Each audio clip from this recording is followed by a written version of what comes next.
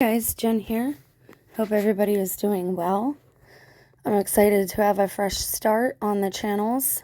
I hope those who are interested in things of high strangeness or supernatural origin come to the channel, but all are welcome here. It is basically a breakdown or a defragmenting of our reality.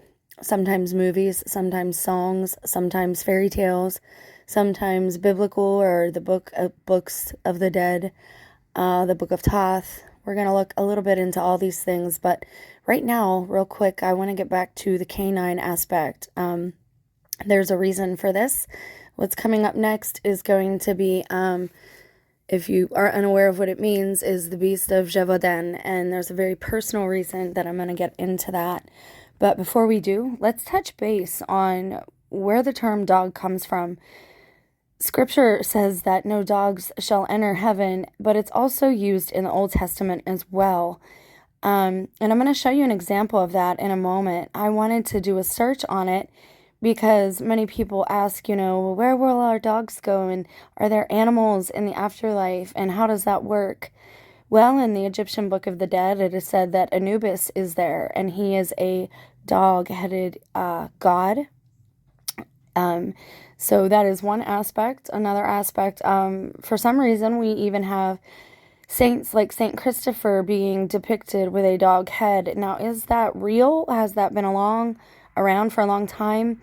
That I don't know. I've only seen it in digital form. So, I always urge people, if you're going to deeply research anything, go back to the library, go back to books and that standard, because anything can be manipulated digitally, and we shouldn't trust everything that we look up or find on our computers. And that's just good critical thinking skills, and it's just a good practice to put in hand for those of you who are of the millennial age. So everyone, we have movies that say all dogs go to heaven, and I told you that, I pick up on these clues. Life really is, this reality is like a sandbox video game. It's kind of like a practice session. If we don't know how to treat this world and each other, how are we going to do in Eden, in the Garden of Perfection? So we have to be refined. Mostly it's how we treat each other, and I try to follow the gospel, and the main point of it, I believe, is to do all things through love, and that's what I attempt to do nowadays anyways. Do I always succeed? No, but that's okay too. So I hope this is a safe place to fall, a safe place to come to talk about things that are happening in your life. I want to hear your stories, and if you want me to read those anonymously on the channel, I'll do that as well. We will dip our toes into Reddit too, so I have a lot of, I think, exciting things planned, so stick around. So when I was a new mother, my youngest son said to me when he was smaller, Mama, dog is God backwards. And for some reason that hit me, because I already had an inkling, even as preoccupied and distracted as I was, that this reality was backwards or upside down in some type of way. And I always have got on well with animals, and so that kind of struck me for some reason as a clue. And we were given clues or red flags and red herrings, which are false clues, false leads to follow down the rabbit hole. We're given those all day long by people we know. The spirit of the Creator, I believe, speaks to us through each other, but so does this other, binary darkness that we're dealing with. And I'm trying to walk through this in balance, and I would encourage you all to do the same.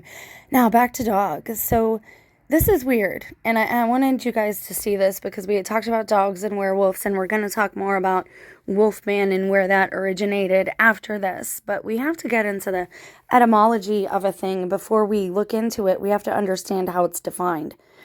This says it's a quadruped of the genus Canis, which is the word canine.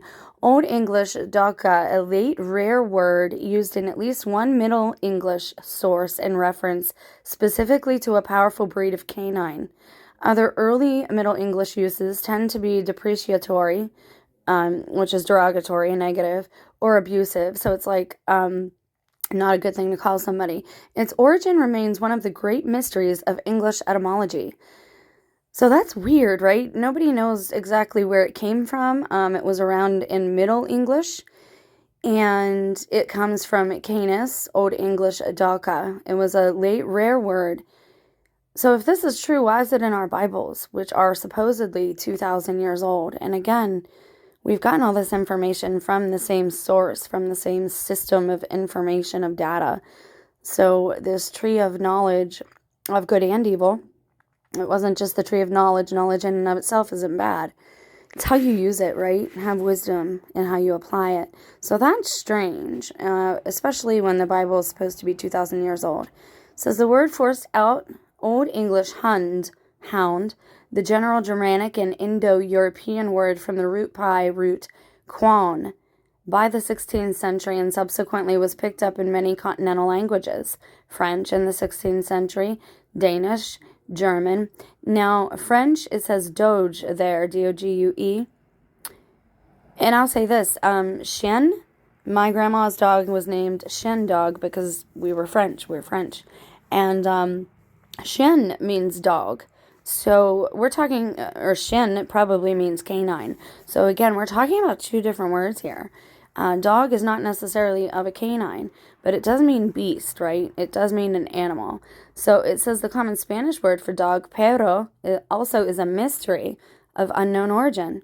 Perhaps Iberian, a group of Slavic dog words, Old Church Slavonic, pisu, Polish pies, Serbo-Croatian pas, likewise, is of unknown origin. So nobody knows where it comes from. I find that odd and telling at the same time. It says in reference to persons by circa 1200, it was an abusive or contempt as a mean, worthless fellow, currish, sneaking scoundrel, rakish man, especially of a young, a sport, a gallant, slang meaning ugly woman. From the 30s and from the 50s, it started being used in reference to a sexually aggressive male human being. So this is strange, definitely, okay? So now let's go, and I want to show you where it's used here. It is used in 1 Kings 23, 1 Kings, and the 23rd verse. And it says, and of Jezebel also spake the Lord, saying, the dog shall eat Jezebel by the wall of Jezreel. Okay? So what dogs are going to eat Jezebel? This is like her punishment for the crime of having, prophets killed that she disagreed with or didn't like what they had to say. Which, again, everyone is welcome here. I'm not going to push my beliefs on anyone. I hope you don't push yours on me. Let's just have an open dialogue and learn from each other. I personally believe all these books, if they are as old as they say they are, have been torn asunder and that we need parts of all of them. That's my current opinion. That might change with more information. It says, and of Jezebel also spake the Lord, saying, the dogs. Now, how does that translate to Greek? No, actually Hebrew. You got to go to Hebrew because it's Old Testament. And it says, Caleb, from an unused root meaning to yelp or else to attack a dog, hence by a euphemism. Euphemism is meaning like it's not literal, right? It's a metaphor. Dogs aren't actually going to eat her. It said, hence a male prostitute. And again, we saw how in the 50s, the late 50s, the word dog was used in reference to a male prostitute. Now, this is how we translate the word dog into English, right? So in Hebrew, it was Caleb. English turned it into dog, which again, no one knows exactly where it came from, because it's a derogatory term. It's not a good thing to call anybody. Kind of like we say dork or goober or jerk, that type of thing. And so you have to ask yourself, this isn't exactly a proper translation. Now, so if you read it like this, and of Jezebel also spake the Lord. So the Lord spoke this of Jezebel, saying, the male prostitutes shall eat Jezebel. Now, what does eat mean there? A primitive root to eat, literally or figuratively, at burn up, consume, devour. Okay, so burn up or consume. So that's telling you who her murderers will be, but are they actual beasts and animals? I honestly don't think so after reading all of that. And so I would pose to you guys, Is this high strength? This is very weird. We're seeing some contradictions and some conflicts here in things we've been taught and learned from the system itself. So again, don't stop asking questions. The second that it became not okay to ask a question, we should have known right then that something was very wrong in our reality.